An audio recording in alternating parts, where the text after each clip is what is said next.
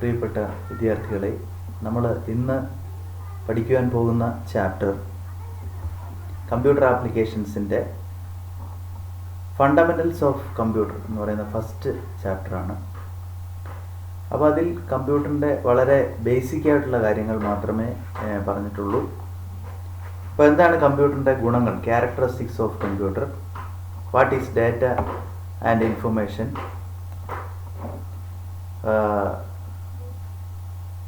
അതിൻ്റെ ഗുണങ്ങൾ, ദോഷങ്ങൾ,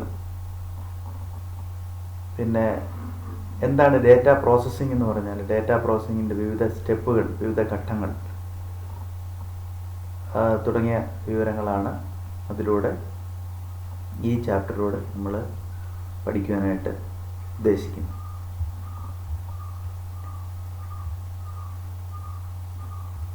അതോടൊപ്പം തന്നെ നിങ്ങൾ ഓർത്തിരിക്കേണ്ട ഒരു കാര്യം, കമ്പ്യൂട്ടറിന് സ്വന്തമായിട്ട് ഇൻ്റലിജൻസ് ഇല്ല എന്നുള്ളത്. ആ ഇൻ്റലിജൻസ് സപ്ലൈ ചെയ്യേണ്ടത് പ്രോഗ്രാമറാണ്. പ്രോഗ്രാമർ എത്രത്തോളം ഇൻ്റലിജൻസ് സപ്ലൈ ചെയ്യുന്നു അത്രത്തോളം ഇൻ്റലിജൻ്റ് ആയിരിക്കും കമ്പ്യൂട്ടർ. കമ്പ്യൂട്ടറിന് സ്വന്തമായി ഇൻ്റലിജൻസ് ഇല്ല. അതാണ് നമ്മൾ ആർട്ടിഫിഷ്യൽ ഇൻ്റലിജൻസ് എന്നൊക്കെ പറഞ്ഞിട്ടുള്ള പുതിയ ബ്രാഞ്ചുകൾ തന്നെ ഇപ്പോൾ കമ്പ്യൂട്ടർ സയൻസിൽ ഉണ്ടായിട്ടുള്ളത്. അപ്പോൾ ആർട്ടിഫിഷ്യലായിട്ടാണ് നമ്മൾ ഇൻ്റലിജൻസ് കൊടുക്കേണ്ടത്. സ്വന്തമായി അതിന് IQ ഇല്ല എന്നുള്ള ഒരു വസ്തുത നമ്മൾ ഓർത്തു വെക്കണം. ഹ്യൂമൻ ബീയിങ്സ് ആയിരിക്കും എപ്പോഴും കമ്പ്യൂട്ടറിൻ്റെ മാസ്റ്റേഴ്സ്. കമ്പ്യൂട്ടർ എപ്പോഴും അതിൻ്റെ അടിമകളായിരിക്കും, സ്ലേവ്സ് ആയിരിക്കും. ഈ ഒരു പോയിന്റ് നമ്മൾ ഓർത്തു വെക്കുക. അതുപോലെ തന്നെ കമ്പ്യൂട്ടറിന് ധാരാളം ഗുണങ്ങളുണ്ട്, സ്പീഡുണ്ട്, ആക്യുറസി ഉണ്ട്, ഇങ്ങനെ ധാരാളം ഗുണങ്ങളുണ്ടെങ്കിൽ പോലും അതിന് ഒരു മെഷീൻ എന്ന നിലയിലുള്ള ഒരുപാട് പരിമിതികളും ഉണ്ട്. അപ്പോൾ ഇനി നമുക്ക് ഡേറ്റ എന്താണ്, ഇൻഫർമേഷൻ എന്താണ്, അങ്ങനെ തുടങ്ങിയുള്ള വിവിധ കാര്യങ്ങളിലേക്കുള്ള ഒരു ചെറിയ ഡിസ്ക്രിപ്ഷൻ നമുക്ക് ഒരു പ്രസൻറ്റേഷൻ്റെ സഹായത്തോടു കൂടി കാണാം.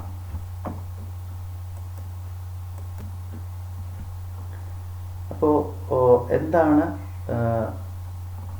ഡേറ്റ അല്ലെങ്കിൽ ഇൻഫർമേഷൻ? അപ്പോൾ അതാണ് നമുക്ക് പഠിക്കാനായിട്ട് ആദ്യമായിട്ട് ഉള്ളത്. അതിന് മുമ്പ് ഒരു ചെറിയ ഡയഗ്രം ഇവിടെ കാണിച്ചിട്ടുണ്ട്. ഇൻപുട്ട് നമ്മൾ നൽകുമ്പോൾ കമ്പ്യൂട്ടറിൽ നിന്നും ലഭ്യമാകുന്നതാണ് ഔട്ട്പുട്ട്. ആ ഇൻപുട്ടിനും ഔട്ട്പുട്ടിനും ഇടയിലുള്ള ആ പ്രോസസ്സിനെ പറയുന്നതാണ് ഡേറ്റ പ്രോസസ്സിംഗ്. അതായത് ഇൻപുട്ട് പ്രോസസ്സ് ചെയ്യപ്പെടുമ്പോഴാണ് നമുക്ക് ഔട്ട്പുട്ട് ലഭിക്കുന്നത്. ഇപ്പോൾ വളരെ നിസ്സാരമായിട്ട് നമുക്കൊന്ന് ആലോചിച്ച് കഴിഞ്ഞാൽ, നമ്മളൊരു ചായ ഉണ്ടാക്കാനായിട്ട് കുറേ ഇൻഗ്രീഡിയൻസ് നമ്മൾ അകത്തേക്ക് കൊടുക്കും. ആ ഇൻപുട്ടുകൾ സ്വീകരിച്ചുകൊണ്ട് ഒരു പ്രോസസ്സ് നടക്കുന്നു. ചായ ഉണ്ടാക്കുക എന്ന് പറഞ്ഞ ഒരു പ്രോസസ്സ്, ഒരു പ്രക്രിയ നടക്കുന്നു. അതിനുശേഷം നമുക്ക് ഔട്ട്പുട്ടായി ചായ ലഭിക്കുന്നു. ഇതേ രീതിയിൽ തന്നെയാണ് കമ്പ്യൂട്ടറിലും ഉള്ള പ്രവർത്തനങ്ങൾ നടക്കുന്നത്. ഇൻപുട്ടായി കുറച്ച് വിവരങ്ങൾ, കുറച്ച് വാല്യൂസ് കമ്പ്യൂട്ടർ അക്സെപ്റ്റ് ചെയ്യുന്നു.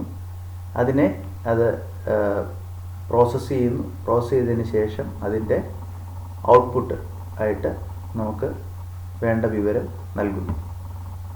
ഇതാണ് അതിൻ്റെ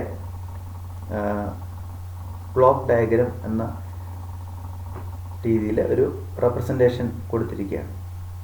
ഇൻപുട്ട് നൽകുമ്പോൾ അതിനെ പ്രോസസ്സ് ചെയ്ത് കഴിയുമ്പോഴാണ് ഔട്ട്പുട്ട് ലഭിക്കുന്നത്. ഇനി എന്താണ് ഡാറ്റ അല്ലെങ്കിൽ ഇൻഫർമേഷൻ എന്നൊക്കെ പറഞ്ഞാൽ എന്താണ് എന്നുള്ളതാണ് അടുത്തതായി നമുക്ക് നോക്കേണ്ടത്. Data are raw facts for making information. Information ഉണ്ടാക്കാൻ ആവശ്യമായ റോ മെറ്റീരിയലാണ് ഡാറ്റ, അല്ലെങ്കിൽ റോ ഫാക്ട്സ്. അതായത് പ്രത്യേകിച്ച് മീനിങ് ഒന്നും ഇല്ലാത്ത വിവരങ്ങളെ പറയുന്ന പേരാണ് ഡാറ്റ. അതിന് എക്സാമ്പിളായിട്ട് നമ്മൾ 17, രാജു എന്ന് പറഞ്ഞാൽ, രാജു എന്ന ഒരു വാക്ക്, 17 എന്ന വേറൊരു വാക്ക്. ഈ 17 എന്ന് പറയുന്നത് നമുക്കൊരു ഒരാളുടെ മാർക്കാകാം, ഒരാളുടെ ഏജ് ആകാം, അല്ലെങ്കിൽ അയാളുടെ റോൾ നമ്പർ ആകാം, എന്ത് വേണമെങ്കിലും ആകാം. അപ്പോൾ അവിടെ വ്യക്തമായൊരു ഇൻഫർമേഷൻ നമുക്ക് ലഭിക്കുന്നില്ല. അപ്പോൾ ഇൻഫർമേഷൻ എന്താണ്? Information is meaningful data produced as the output of data processing. Data process ചെയ്യപ്പെട്ട് കഴിയുമ്പോൾ ലഭ്യമാകുന്നതാണ് ഇൻഫർമേഷൻ. അതിന് ശ്രദ്ധിക്കേണ്ട കാര്യം, അതിനൊരു മീനിങ് ഉണ്ട്. അതിന് എക്സാമ്പിൾ നമുക്ക് നോക്കാം. രാജു ഈസ് 17 years old എന്ന് പറഞ്ഞാൽ നമുക്ക് വളരെ ക്ലിയർ ആണ്, രാജു എന്ന ആളിന് 17 വയസ്സ് ഉണ്ട് എന്നാണ് ഉദ്ദേശിച്ചിരിക്കുന്നത്. അപ്പോൾ ഇൻഫർമേഷൻ എന്ന് പറഞ്ഞാൽ മീനിങ് ഫുൾ ഡാറ്റ, അതായത് വ്യക്തമായ മീനിങ് ഉള്ള ഡാറ്റയാണ് നമ്മൾ ഇൻഫർമേഷൻ എന്ന് പറയുന്നത്.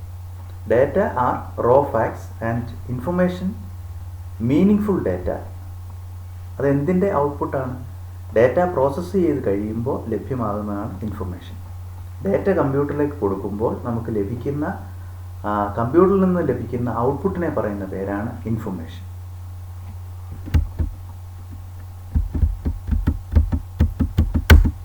ഇനി എന്താണ് ഡാറ്റ പ്രോസസ്സിംഗ് ആക്ടിവിറ്റീസ്? എന്തൊക്കെയാണ് ഡാറ്റ പ്രോസസ്സിംഗ് ആക്ടിവിറ്റീസ് എന്തൊക്കെയാണെന്ന് നോക്കാം.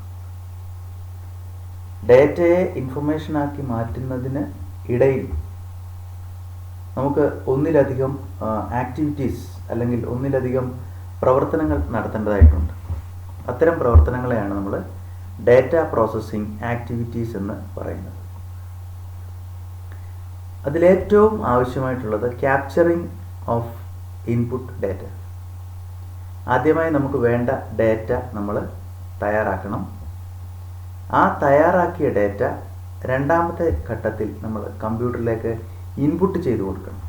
അതായത് ടൈപ്പ് ചെയ്ത് കൊടുക്കാം, അല്ലെങ്കിൽ നമുക്ക് വോയിസ് ആയിട്ട് കൊടുക്കാം. ഏതെങ്കിലും തരത്തിലുള്ള ഇൻപുട്ട് വഴി കമ്പ്യൂട്ടറിലേക്ക്, ഇൻപുട്ട് ഡിവൈസ് വഴി നമുക്ക് കമ്പ്യൂട്ടറിലേക്ക് ആ വിവരം കൊടുക്കുക. ആ വിവരം കമ്പ്യൂട്ടറിൽ സംഭരിച്ചു വെക്കുന്നു.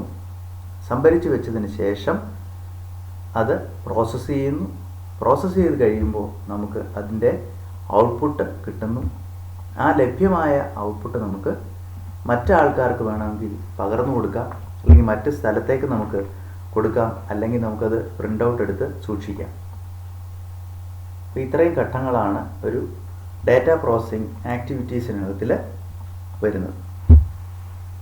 ഇത് നിങ്ങളുടെ +1 അപേക്ഷ നൽകിയ കേസുമായിട്ട് നമുക്കൊന്ന് താരതമ്യം ചെയ്ത് നോക്കാം.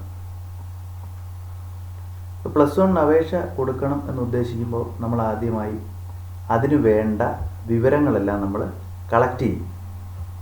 ഉദാഹരണത്തിന് നിങ്ങളുടെ പേര് തുടങ്ങിയ വിവരങ്ങൾ, നിങ്ങളുടെ രക്ഷകർത്താക്കളുടെ വിവരങ്ങൾ, നിങ്ങളുടെ അഡ്രസ്സ്, അതോടൊപ്പം തന്നെ നിങ്ങളുടെ ബോണസ് പോയിന്റിന് വേണ്ടിയുള്ള സർട്ടിഫിക്കറ്റുകൾ,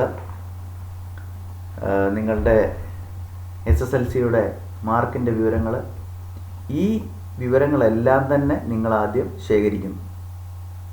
ആ ശേഖരിച്ച വിവരങ്ങൾ നമ്മൾ കമ്പ്യൂട്ടറിലേക്ക് നൽകുന്നു. അതാണ് ഇൻപുട്ട്. ഇപ്പോൾ ഫസ്റ്റ് സ്റ്റെപ്പ് എന്ന് പറയുന്നത് ക്യാപ്ചറിങ് ദ ഇൻപുട്ട് ഡാറ്റ. നമുക്ക് ആവശ്യമായ ഡാറ്റകളെല്ലാം നമ്മൾ ഒരു ഫോമിലോ എവിടെയെങ്കിലും നമ്മൾ സൂക്ഷിച്ചു വെക്കുന്നു, എഴുതി സൂക്ഷിക്കുന്നു, അല്ലെങ്കിൽ അത് കളക്ട് ചെയ്ത് സൂക്ഷിക്കുന്നു. അതിനുശേഷം നമ്മൾ കമ്പ്യൂട്ടറിന് ആവശ്യമായ രീതിയിലുള്ള ഇൻപുട്ട് അതിലേക്ക് നൽകുന്നു. അങ്ങനെ നൽകിയതിന് ശേഷം നിങ്ങളുടെ വിവരങ്ങളെല്ലാം കമ്പ്യൂട്ടറിൽ സ്റ്റോർ ചെയ്ത് വെക്കുന്നു.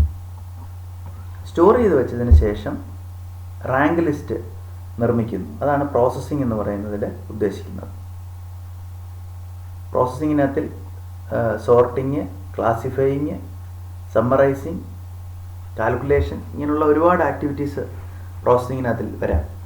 അതിനുശേഷം നമുക്ക് ഔട്ട്പുട്ട് കിട്ടും. എന്താണ് നമുക്ക് കിട്ടുന്ന ഔട്ട്പുട്ട്? ആ ഔട്ട്പുട്ട് എന്ന് പറയുന്നതാണ് നിങ്ങളുടെ അലോട്ട്മെൻറ്റ് സ്ലിപ്പാണ് നിങ്ങൾക്ക് ഔട്ട്പുട്ടായിട്ട് കിട്ടുന്നത്. അതിനുശേഷം ആ അലോട്ട്മെൻറ്റ് സ്ലിപ്പ് നിങ്ങൾക്ക് നെറ്റിലൂടെ കമ്മ്യൂണിക്കേറ്റ് ചെയ്ത് തരികയാണ് ചെയ്യുന്നത്. അതാണ് ഡിസ്ട്രിബ്യൂഷൻ എന്നതുകൊണ്ട് ഉദ്ദേശിക്കുന്നത്. ഡിസ്ട്രിബ്യൂട്ട് ചെയ്ത് ഓരോരുത്തർക്കായിട്ട് കൊടുക്കുകയാണ്. അവരുടെ മൊബൈലിലേക്ക് മെസ്സേജായിട്ടും, അതുപോലെ തന്നെ മെയിലിലേക്കും, അതുപോലെ അലോട്ട്മെൻറ്റ് സ്ലിപ്പായിട്ടും ഒക്കെ നൽകും. അപ്പോൾ ഇത് നിങ്ങളുടെ +1 അലോട്ട്മെൻറ്റുമായിട്ട് ബന്ധപ്പെട്ട് ആലോചിച്ച് കഴിഞ്ഞാൽ ഈ സ്റ്റെപ്പുകൾ വളരെ വേഗം ഓർത്തിരിക്കാം. Capturing, input, storage, processing, output and distribution. ഇനി പ്രോസസ്സിങ്ങിനകത്തിൽ എന്തൊക്കെയാണ് വരുന്നത്?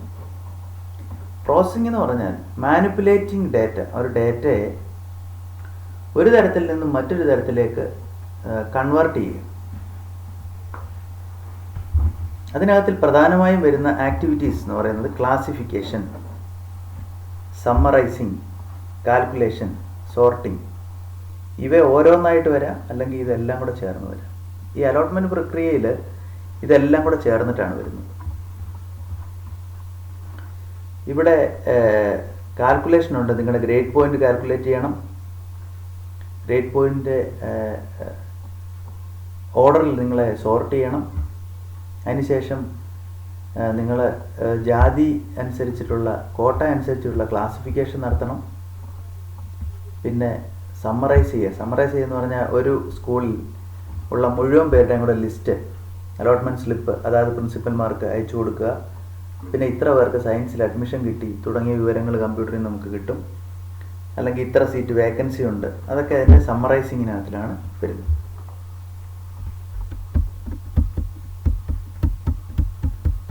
ഇനി നമുക്ക് കമ്പ്യൂട്ടറിൻ്റെ ഫങ്ഷണൽ യൂണിറ്റ്സ് എന്തൊക്കെയാണെന്ന് നമുക്ക് നോക്കാം. എന്തൊക്കെയാണ് കമ്പ്യൂട്ടറിൻ്റെ ഫങ്ഷണൽ യൂണിറ്റ്സ്? അതിനൊരു ഇൻപുട്ട് യൂണിറ്റ് ഉണ്ട്, ഒരു സെൻട്രൽ പ്രോസസ്സിംഗ് യൂണിറ്റ് ഉണ്ട്, മെമ്മറി യൂണിറ്റ് ഉണ്ട്, ഔട്ട്പുട്ട് യൂണിറ്റ് ഉണ്ട്. ഇതാണ് വളരെ പ്രധാനപ്പെട്ട യൂണിറ്റ്സ്. ഇൻപുട്ട് യൂണിറ്റ്, CPU അല്ലെങ്കിൽ central processing unit, memory unit, output unit. ഇനി ഇതാണ് അതിൻ്റെ ഒരു ബ്ലോക്ക് ഡയഗ്രാം. ഈ ബ്ലോക്ക് ഡയഗ്രത്തിൽ ഇൻപുട്ട് യൂണിറ്റിലേക്ക് നമ്മൾ ഡാറ്റ കൊടുക്കുന്നു. അത് സ്റ്റോറേജ് യൂണിറ്റിലേക്ക് പോകുന്നു. സ്റ്റോറേജ് യൂണിറ്റിൽ രണ്ട് തരം സ്റ്റോറേജ് ഉണ്ട്. ഒന്ന് സെക്കൻഡറി സ്റ്റോറേജും പ്രൈമറി സ്റ്റോറേജും. അത് നിങ്ങൾക്ക് വരുന്ന ചാപ്റ്ററിൽ ഡീറ്റെയിൽ ആയിട്ട് പഠിക്കാനുണ്ട്. എങ്കിലും സെക്കൻഡറി സ്റ്റോറേജ് എന്ന് പറഞ്ഞാൽ നമ്മുടെ ഹാർഡ് ഡിസ്ക് ആണ് പ്രധാനമായിട്ടും ഉദ്ദേശിക്കുന്നത്. അല്ലെങ്കിൽ നമ്മുടെ പെൻഡ്രൈവോ CD ഒക്കെ സെക്കൻഡറി സ്റ്റോറേജ് ആയിട്ട് നമുക്ക് പറയാം. ഡീറ്റെയിൽ ആയിട്ട് പിന്നെ നമുക്ക് അടുത്ത ഘട്ടത്തിൽ പഠിക്കാം. പ്രൈമറി സ്റ്റോറേജ് എന്ന് പറയുന്നത് കമ്പ്യൂട്ടറിൻ്റെ മെയിൻ മെമ്മറി. അതിനകത്ത് രണ്ട് കാര്യങ്ങളാണ് വരുന്നത്, റാമും റോമും. അത് നമുക്ക് അടുത്ത ഇതിലേക്ക് പഠിക്കാനായിട്ട് ഡീറ്റെയിൽ ആയിട്ടുണ്ട്. ജസ്റ്റ് ഇതിൻ്റെ ബ്ലോക്ക് ഡയഗ്രാം മാത്രം മനസ്സിലാക്കുക. ഇനിയും കൺട്രോൾ യൂണിറ്റ്. കൺട്രോൾ യൂണിറ്റ് എന്ന് പറയുന്നത് കമ്പ്യൂട്ടറിൻ്റെ മുഴുവൻ പ്രവർത്തനങ്ങളെയും നിയന്ത്രിക്കുകയും അതിനെ കോർഡിനേറ്റ് ചെയ്യുകയും ചെയ്യുന്ന യൂണിറ്റാണ് control unit. It controls and coordinates all other unit. മറ്റെല്ലാ യൂണിറ്റുകളെയും കൺട്രോൾ ചെയ്യുകയും കോർഡിനേറ്റ് ചെയ്യുകയും ചെയ്യുന്ന യൂണിറ്റാണ് കൺട്രോൾ യൂണിറ്റ്. ഇനി ALU എന്ന് പറഞ്ഞാൽ അരിത്മെറ്റിക് ആൻഡ് ലോജിക്കൽ യൂണിറ്റ്. ഈ കൺട്രോൾ യൂണിറ്റും ALUവും കൂടെ ചേർന്നിട്ടാണ് നമ്മൾ സെൻട്രൽ പ്രോസസ്സിംഗ് യൂണിറ്റ് എന്ന് പറയുന്നത്. അപ്പോൾ CPUവിനകത്തിലുള്ള ഭാഗങ്ങളാണ് ALU, കൺട്രോൾ യൂണിറ്റ്. അതുകൂടാതെ രജിസ്റ്റേഴ്സ് എന്ന് പറഞ്ഞിട്ടൊരു മെമ്മറി ടൈപ്പും കൂടെ ഉണ്ട്. അത് നമുക്ക് പിന്നീട് പഠിക്കാനായിട്ടുണ്ട്. അപ്പോൾ ജസ്റ്റ് ഇതിൻ്റെ ഒരു ബ്ലോക്ക് ഡയഗ്രാം ഒന്ന് മനസ്സിലാക്കി വെക്കുക. മെയിൻ യൂണിറ്റുകൾ മനസ്സിലാക്കുക. Input unit, storage unit, CPU, output. ഇനിയും ആദ്യം നമ്മൾ കൊടുക്കുന്ന ഡാറ്റ ഇൻപുട്ട് ഡിവൈസ് ഉപയോഗിച്ച് നമ്മൾ കൊടുക്കുന്നു. കീബോർഡിൽ നിന്നോ മൗസിൽ നിന്നോ ഒക്കെ നമ്മൾ ഇൻപുട്ട് കൊടുക്കുന്നു. അത് സ്റ്റോർ ചെയ്ത് വെക്കുന്നു. സ്റ്റോർ ചെയ്ത് വെച്ചതിന് ശേഷം അത് സെൻട്രൽ പ്രോസസ്സിംഗ് യൂണിറ്റിലേക്ക് കൊടുക്കുന്നു. ആ സെൻട്രൽ പ്രോസസ്സിംഗ് യൂണിറ്റിലെ ഒരു ഭാഗമായിട്ടുള്ള ALU, arithmetic and logical unit. അവിടെയാണ് ഈ കാൽക്കുലേഷൻസും ലോജിക്കൽ കാൽക്കുലേഷൻസും അതോടൊപ്പം തന്നെ നമ്മുടെ മാത്തമാറ്റിക്കൽ കാൽക്കുലേഷനുകളും എല്ലാം ചെയ്യുന്ന യൂണിറ്റാണ് ALU. ആ കിട്ടുന്ന റിസൾട്ട് വീണ്ടും നമ്മൾ സ്റ്റോറേജ് യൂണിറ്റിലേക്ക് കൊടുക്കുന്നു. സ്റ്റോറേജ് യൂണിറ്റിൽ നിന്നും അത് നമുക്ക് ഔട്ട്പുട്ട് യൂണിറ്റായിട്ടുള്ള പ്രിൻ്ററിലോ മോണിറ്ററിലോ ഒക്കെ നമുക്ക് ലഭ്യമാകുന്നതാണ്.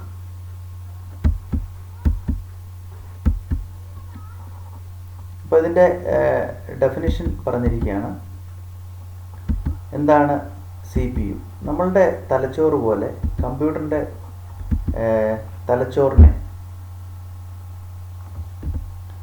പറയുന്ന പേരാണ് CPU. അതിനെ മൈക്രോ പ്രോസസ്സർ എന്ന മറ്റൊരു പേരിൽ നമ്മൾ അറിയപ്പെടുന്നുണ്ട്. അതിന് രണ്ട് ഭാഗങ്ങളാണുള്ളത് പ്രധാനമായിട്ടും, control unit and ALU.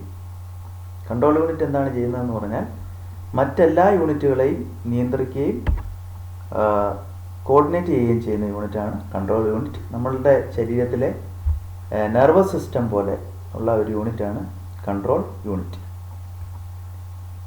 ALU എന്ന് പറയുന്നത് കാൽക്കുലേഷൻസ് ചെയ്യാൻ വേണ്ടി ഉപയോഗിക്കുന്ന എല്ലാ ലോജിക്കൽ അല്ലെങ്കിൽ അരിത്മെറ്റിക് കാൽക്കുലേഷൻസ് ചെയ്യാൻ ഉപയോഗിക്കുന്ന യൂണിറ്റാണ് ALU അല്ലെങ്കിൽ അരിത്മെറ്റിക് ആൻഡ് ലോജിക്കൽ യൂണിറ്റ്. അത് നമ്മൾ നേരത്തെ പറഞ്ഞിട്ടുള്ള കാര്യങ്ങൾ തന്നെയാണ്. ഇനിയും അതിൻ്റെ കൂടെ തന്നെ CPU-നുള്ളിൽ തന്നെ ചെറിയ ചെറിയ സ്റ്റോറേജ് ലൊക്കേഷൻസ് ഉണ്ട്. അതിനെ പറയുന്ന പേരാണ് registers. They are high speed temporary memory inside the CPU. ഇതും വിശദമായിട്ട് വരുന്ന ചാപ്റ്ററിൽ ഉണ്ട് പഠിക്കാൻ. അപ്പോൾ അതുകൊണ്ട് ഇത്രയും മാത്രം ഇവിടെ മനസ്സിലാക്കി വെക്കുക. CPU-നുള്ളിലുള്ള താൽക്കാലികമായി ഉപയോഗിക്കുന്ന വളരെ വേഗമേറിയ മെമ്മറി ലൊക്കേഷൻസിനെ പറയുന്ന പേരാണ് രജിസ്റ്റേഴ്സ്. അടുത്ത സ്റ്റോറേജ് യൂണിറ്റ് നിങ്ങൾക്കറിയാം. നമ്മൾ കൊടുക്കുന്നതും അതുപോലെ തന്നെ നമുക്ക് പ്രോസസ്സിങ്ങിന് ശേഷം കിട്ടുന്നതുമായ വിവരങ്ങൾ സംഭരിച്ചു വെക്കാൻ വേണ്ടി ഉപയോഗിക്കുന്ന യൂണിറ്റ്, അതായത് മെമ്മറി യൂണിറ്റിൻ്റെ വേറൊരു പേരാണ് സ്റ്റോറേജ് യൂണിറ്റ്. അത് പ്രൈമറി മെമ്മറി ഉണ്ട്, സെക്കൻഡറി മെമ്മറി ഉണ്ട്. അപ്പോൾ ഇവിടെ കാണിച്ചിട്ടുണ്ട് പ്രൈമറി മെമ്മറി എന്ന് പറയുമ്പോൾ അതിനകത്ത് രണ്ട് ഭാഗങ്ങളാണ്, റാമും റോമും. Random access memory, read only memory. അതിൽ റീഡ് ഒൺലി മെമ്മറിയിലേക്ക് നമുക്കൊന്നും എഴുതാൻ പറ്റില്ല. റാൻഡം ആക്സസ് മെമ്മറിയിലേക്ക് മാത്രമേ നമുക്ക് പ്രോഗ്രാം ചെയ്യാനും ടൈപ്പ് ചെയ്യാനും ഒക്കെ ചെയ്യുമ്പോൾ നമ്മൾ ചെയ്യുന്ന പ്രോഗ്രാമുകൾ അല്ലെങ്കിൽ എന്തെങ്കിലും വിവരങ്ങളൊക്കെ സംഭരിച്ചു വെക്കുന്നത് റാമിലേക്കാണ്.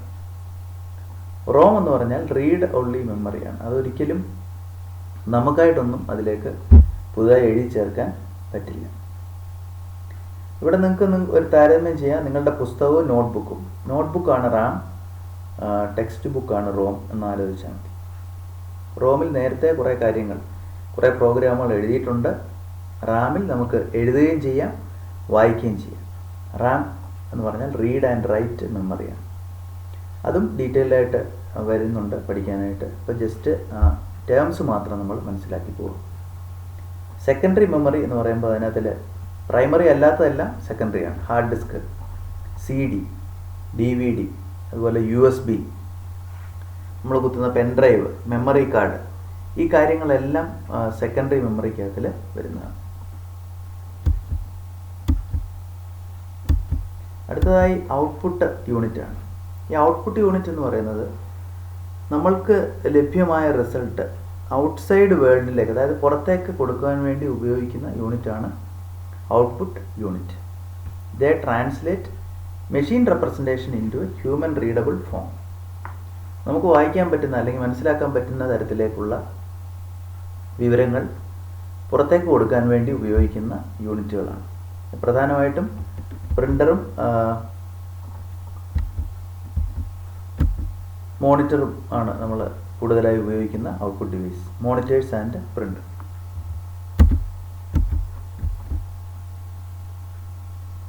ഇനി കമ്പ്യൂട്ടറിൻ്റെ ഒരു ഡെഫിനേഷൻ കൊടുത്തിരിക്കുകയാണ്. കമ്പ്യൂട്ടർ ഇലക്ട്രോണിക് മെഷീനാണ്. It is design to accept and store input data, then process and produce output result under the direction of a programme.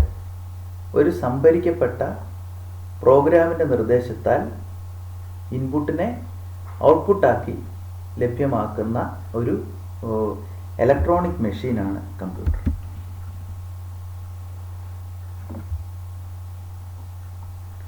ബാക്കി ഇതൊക്കെ നമ്മൾ നേരത്തെ പറഞ്ഞ കാര്യങ്ങൾ തന്നെ ഒന്നും കൂടെ റിപ്പീറ്റ് ചെയ്തിട്ടുണ്ടെന്നുള്ളത് മാത്രമേ ഉള്ളൂ. അടുത്തതായി നമുക്ക് കമ്പ്യൂട്ടറിൻ്റെ ക്യാരക്ടറിസ്റ്റിക്സ് ആണ് നോക്കേണ്ടത്. എന്തൊക്കെയാണ് കമ്പ്യൂട്ടറിൻ്റെ ഗുണങ്ങൾ? ഒന്നാമത്തെ ഗുണം, അഡ്വാൻറ്റേജ് എന്ന് പറയുന്നത് സ്പീഡ്. നിങ്ങൾക്കറിയാം, നമ്മൾ ചെയ്യുന്ന കാര്യങ്ങൾ നമ്മളെക്കാട്ടിലും വളരെയധികം വേഗത്തിൽ നാനോ സെക്കൻഡുകൾക്കുള്ളിൽ തന്നെ ചെയ്ത് തീർക്കാനായിട്ട് കമ്പ്യൂട്ടറിന് സാധിക്കും. സ്പീഡാണ് അപ്പോൾ ഏറ്റവും ആദ്യത്തെ അഡ്വാൻറ്റേജ്. രണ്ടാമത്തത് ആക്യുറസിയാണ്. നമുക്കറിയാം സ്പീഡ് കൂട്ടുമ്പോൾ സ്വാഭാവികമായും തെറ്റുകൾ ഉണ്ടാകാനുള്ള സാധ്യതയുണ്ട്. പക്ഷേ കമ്പ്യൂട്ടറിന് തെറ്റുകളില്ല. ആക്യുറസി അവിടെ കീപ്പ് ചെയ്തുകൊണ്ട് തന്നെ സ്പീഡിൽ കാര്യങ്ങൾ ചെയ്യാനായിട്ട് സാധിക്കും. ഇനി ഡിലിജൻസ് എന്ന് പറഞ്ഞാൽ നമ്മളൊരു പ്രവൃത്തി ചെയ്യുമ്പോൾ കുറേ സമയമാകുമ്പോൾ നമുക്ക് ക്ഷീണമുണ്ടാവും, ടയേർഡ് ആവും നമ്മൾ. പക്ഷേ കമ്പ്യൂട്ടറിന് എത്ര സമയം വേണമെങ്കിലും ക്ഷീണമുണ്ടാകാതെ പ്രവർത്തിക്കാം.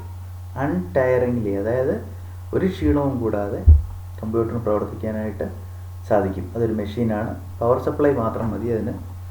അത് എത്ര സമയം വേണമെങ്കിലും പ്രവർത്തിച്ചോളും. അതാണ് ഡിലിജൻസ് എന്നതുകൊണ്ട് ഉദ്ദേശിക്കുന്നത്. ഇനി ഹ്യൂജ് മെമ്മറി, അത് നിങ്ങൾക്ക് അറിയാവുന്ന കാര്യമാണ്. വളരെ വലിയ സംഭരണ ശേഷിയുണ്ട് കമ്പ്യൂട്ടറിൽ. നമ്മൾ ഓർത്ത് വെക്കുന്ന കാര്യങ്ങൾ വളരെ പരിമിതമാണ്. കമ്പ്യൂട്ടറിൻ്റെ മെമ്മറിയിൽ നമുക്ക് ഒരുപാട് കാര്യങ്ങൾ സൂക്ഷിക്കാനായിട്ട് സാധിക്കും. അടുത്തത് വേഴ്സറ്റൈൽ എന്ന് പറഞ്ഞാൽ ഒരു കമ്പ്യൂട്ടർ ഒരു പ്രത്യേക കാര്യത്തിന് വേണ്ടി മാത്രമല്ല ഉപയോഗിക്കുന്നത്. അതിനെ നമുക്ക് പാട്ട് കേൾക്കാനായിട്ട് ഉപയോഗിക്കാം, സിനിമ കാണാനായിട്ട് ഉപയോഗിക്കാം, നമുക്ക് എയർലൈൻ ട്രാഫിക് കൺട്രോൾ ചെയ്യാനായിട്ട് ഉപയോഗിക്കാം, റെയിൽവേ റിസർവേഷൻ സിസ്റ്റത്തിന് ഉപയോഗിക്കാം, ഗെയിംസ് കളിക്കാൻ വേണ്ടി ഉപയോഗിക്കാം. ഇങ്ങനെ ഒരേ കമ്പ്യൂട്ടറിനെ തന്നെ ദൂരെയുള്ള ആൾക്കാരുമായിട്ട് നമുക്ക് കമ്മ്യൂണിക്കേറ്റ് ചെയ്യാനായിട്ട് ഉപയോഗിക്കാം. ഇത്തരത്തിൽ ഒരേ കാര്യത്തിൽ തന്നെ ഒതുങ്ങി നിൽക്കാതെ ഒരുപാട് കാര്യങ്ങൾക്ക് വേണ്ടി ഉപയോഗിക്കുന്നതുകൊണ്ടാണ് അതിനെ വേഴ്സറ്റൈൽ ഡിവൈസ് എന്ന് പറയുന്നത്. അപ്പോൾ ഈ പോയിന്റ്സ് ഒന്നുകൂടെ ഓർത്ത് വെക്കുക. സ്പീഡ് ഉണ്ടാകുമ്പോൾ, സ്പീഡ് കൂടുമ്പോൾ സ്വാഭാവികമായിട്ടും തെറ്റ് സംഭവിക്കും. ഇവിടെ തെറ്റില്ല, അതുകൊണ്ട് ആക്യുറസി, സ്പീഡ്, ആക്യുറസി. പിന്നെ മെമ്മറിയാണ്. ഹ്യൂജ് മെമ്മറി, വളരെ വലിയ മെമ്മറി അതിനുണ്ട്. പിന്നെ എത്ര നേരം വേണമെങ്കിലും അത് പ്രവർത്തിച്ചോളും, അതാണ് ഡിലിജൻസ്. പിന്നെ വേഴ്സറ്റൈലാണ്. വേഴ്സറ്റൈൽ എന്ന് പറഞ്ഞാൽ ഒരു കാര്യത്തിന് വേണ്ടി മാത്രമല്ല, ഒരുപാട് കാര്യങ്ങൾക്ക് വേണ്ടി അതിനെ ഉപയോഗിക്കാവുന്നതുകൊണ്ട് തന്നെ വേഴ്സറ്റൈൽ ഡിവൈസ്, ബഹുമുഖ പ്രതിഭ എന്നൊക്കെ പറയുന്ന പോലെ ഉള്ള ഒരർത്ഥമാണ് ഇവിടെ നമ്മൾ മനസ്സിലാക്കുന്നത്. ഇനി എന്താണ് ഇതിൻ്റെ ദോഷങ്ങൾ, ഡിസഡ്വാൻറ്റേജസ് എന്തൊക്കെയാണ്? ഒന്നാമത്തെ ഡിസഡ്വാൻറ്റേജ് എന്ന് പറയുന്നത് ഇതിന് തീരുമാനങ്ങൾ എടുക്കാനുള്ള ശക്തിയില്ല. It has no decision making power. Decision making power ഇല്ലാത്തതിന് കാരണം എന്താണെന്ന് പറഞ്ഞാൽ അതിന് ഇൻ്റലിജൻസ് ഇല്ല. It has no IQ. ബുദ്ധി ഇല്ലാത്തതിനാൽ അതിന് തീരുമാനങ്ങൾ എടുക്കാനുള്ള ശക്തിയില്ല. അതിൻ്റെ മാസ്റ്റർ പറയുന്നത് എന്താണോ അത് അനുസരിക്കും. ഹ്യൂമൻ ബീയിങ്സ് ആണ് അതിൻ്റെ മാസ്റ്റേഴ്സ്. അവർ കൊടുക്കുന്ന നിർദ്ദേശം അനുസരിച്ച് മാത്രമേ അതിന് പ്രവർത്തിക്കാനായിട്ട് സാധിക്കത്തുള്ളൂ. കൊടുക്കാത്ത നിർദ്ദേശം അതിന് പ്രവർത്തിക്കാൻ സാധ്യമല്ല. അതിനൊരു ഉദാഹരണമുണ്ട്. നമ്മളൊരു വീട്ടിലെ ഒരു സെർവൻറ്റിന് ഒരു 10 രൂപയുടെ സ്റ്റാമ്പ് വാങ്ങിക്കുക എന്ന് പറഞ്ഞിട്ട് 20 രൂപ കൊടുത്ത് നമ്മൾ പോസ്റ്റ് ഓഫീസിലേക്ക് അയച്ചു. 1 മണിക്കൂറോളം കഴിഞ്ഞതിന് ശേഷവും അദ്ദേഹത്തെ കാണാതാവുമ്പോൾ എൻ്റെ മാസ്റ്റർ അന്വേഷിച്ച് ചെന്നപ്പോൾ ആ പോസ്റ്റ് ഓഫീസിന് മുമ്പിലായി സ്റ്റാമ്പും വാങ്ങിച്ച് അവിടെ നിൽക്കുകയാണ്. കാരണം തിരിച്ചു വരാനുള്ള നിർദ്ദേശം, ബാലൻസ് വാങ്ങിക്കാനുള്ള നിർദ്ദേശം ഒന്നും കൊടുത്തിട്ടില്ല. അതേസമയം അതിന് ഇൻ്റലിജൻസ് ഉണ്ടായിരുന്നെങ്കിൽ അത് ബാലൻസ് വാങ്ങിക്കുകയും തിരിച്ച് സ്റ്റാമ്പ് കൊണ്ട് വീട്ടിലെത്തുകയും ചെയ്തേനെ. അപ്പോൾ അത്തരത്തിലുള്ള ഒരു ഡിവൈസാണ് കമ്പ്യൂട്ടർ. അതിന് സ്വന്തമായി ഒരു ഇൻ്റലിജൻസ് ഇല്ല. പിന്നെ ഒരു മെഷീൻ ആയതുകൊണ്ട് അതിന് സ്വാഭാവികമായിട്ടും ഇമോഷൻസ് അല്ലെങ്കിൽ ഫീലിങ്സും ഇല്ല. അപ്പോൾ അതിൻ്റെ ഡിസഡ്വാൻറ്റേജ് എന്തൊക്കെയാണെന്ന് ചോദിച്ചാൽ lack of decision making power, no IQ, no emotions and feelings.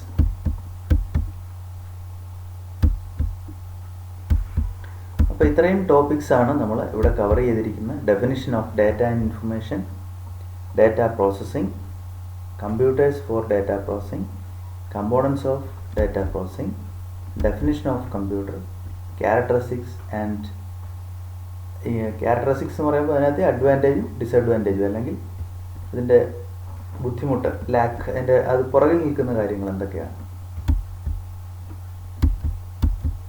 ഇനി നമുക്ക് ഒന്ന് രണ്ട് മോഡൽ ക്വസ്റ്റ്യൻസ് കൂടെ നോക്കാം. എന്താണ് ഡാറ്റ പ്രോസസ്സിങ്ങിലെ സ്റ്റെപ്പുകൾ? ഡാറ്റ പ്രോസസ്സിങ്ങിലെ സ്റ്റെപ്പുകൾ നമ്മൾ പറഞ്ഞു കഴിഞ്ഞു. Capturing data, input, storage, processing, output, then distribution. Output distribute ചെയ്ത് കൊടുക്കും. ആ സ്റ്റെപ്പുകളാണ് അവിടെ വരേണ്ടത്. അടുത്തത്, Kiran wants to prepare the rank list of candidates for +1 admission within a short period of time by considering about 2000 applications. Suggest a suitable method for doing this. Explain the steps adopted. അത് ഉദ്ദേശിക്കുന്നത് നേരത്തെ പറഞ്ഞ കാര്യങ്ങൾ തന്നെയാണ്, data processing ആണ്. ആ data processing സ്റ്റെപ്പുകളാണ് അവിടെ ചോദിച്ചിരിക്കുന്നത്. അടുത്തത്, മെയിൻ ക്യാരക്ടറിസ്റ്റിക്സ് ഓഫ് കമ്പ്യൂട്ടേഴ്സ്. നിങ്ങൾക്കറിയാം, അത് നമ്മൾ പറഞ്ഞു. ഗുണങ്ങളും ദോഷങ്ങളും നമ്മൾ ഡിസ്കസ് ചെയ്ത് കഴിഞ്ഞ കാര്യമാണ്. ഗുണങ്ങളെന്ന് പറയുമ്പോൾ speed, accuracy, huge memory, diligence, versatile. അതിൻ്റെ പ്രശ്നങ്ങളെന്ന് പറയുമ്പോൾ no IQ, no decision making power, no emotions and feelings. ഇനി അടുത്തത്, പ്രോസസ്ഡ് ഫോം ഓഫ് ഡാറ്റ. എന്താണ് പ്രോസസ്സ് ചെയ്യപ്പെട്ട ഡാറ്റയെ പറയുന്ന പേര്? ഇൻഫർമേഷനാണ് ആൻസർ. ഇനി humans are masters and computer is slave. Justify the statement. അതിന് കാരണം, മനുഷ്യർ കൊടുക്കുന്ന നിർദ്ദേശം അനുസരിച്ച് പ്രവർത്തിക്കുന്ന ഡിവൈസാണ് കമ്പ്യൂട്ടർ. അതിന് കാരണം എന്താണെന്ന് പറഞ്ഞാൽ, ഇറ്റ് ഹാസ് നോ IQ. അതിന് IQ ഇല്ല. അതുകൊണ്ട് തന്നെ അതിന് തീരുമാനമെടുക്കാനുള്ള ശക്തിയില്ല. അപ്പോൾ മറ്റൊരാൾ പറയുന്ന തീരുമാനങ്ങൾക്ക് അനുസൃതമായിട്ട് പ്രവർത്തിക്കത്തേ ഉള്ളൂ. അതാണ് അതിൻ്റെ ആൻസർ. നോ IQ എന്നുള്ളതാണ് അതിനതിൽ വരേണ്ടത്. ഇനി consider the following facts. Ashok, 17, science. അതിനെ ഇൻഫർമേഷനാക്കി മാറ്റണം. അപ്പോൾ അവിടെ നമുക്ക് രണ്ട് രീതിയിൽ അത് പറയാം. Ashok is 17 years old and studying for science എന്ന് വേണമെങ്കിൽ പറയാം. അല്ലെങ്കിൽ Ashok got 17 marks in science. അങ്ങനെ ഏത് തരത്തിൽ വേണമെങ്കിലും അതിനെ നമുക്ക് ഇൻഫർമേഷനാക്കി മാറ്റാം.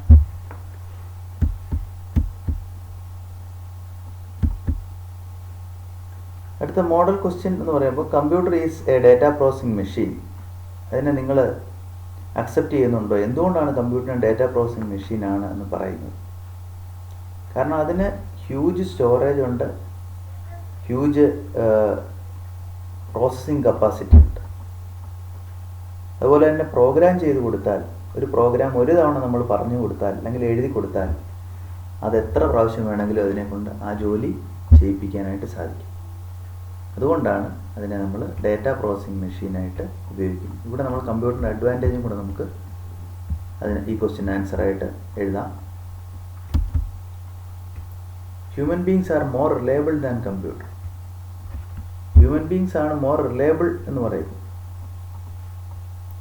അത് ആ പറയാനും കാരണം, ഹ്യൂമൻ ബീങ്സിന് IQ ഉണ്ട്. കമ്പ്യൂട്ടറിൽ നിന്നും കിട്ടുന്ന വിവരങ്ങൾ ശരിയാണോ എന്ന് പരിശോധിക്കാനൊന്നും അതിനുള്ള ശേഷിയില്ല.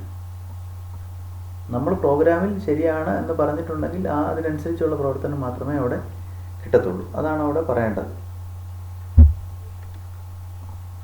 അപ്പോൾ നമുക്ക് ഈ ഭാഗം ഇവിടെ വെച്ച് നമുക്ക് നിർത്താം. അതിന് ശേഷം നമുക്ക് ബാക്കിയുള്ളത് അടുത്ത ക്ലാസ്സിൽ തുടരാം.